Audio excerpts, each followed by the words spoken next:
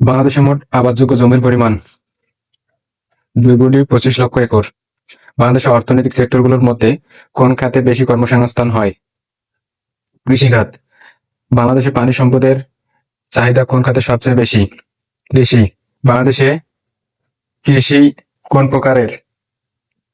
ধান প্রধান নিবিড় স্বয়ংভোগী।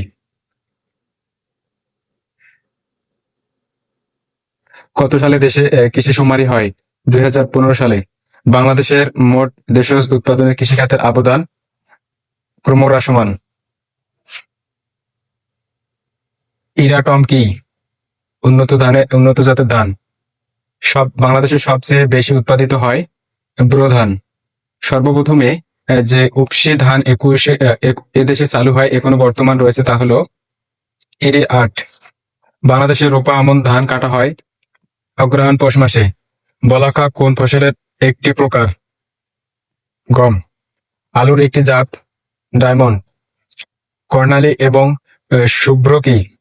উন্নত জাতের ভুট্টা। সুমাত্রা ও ম্যানিলা কিসের জাত? তামাক।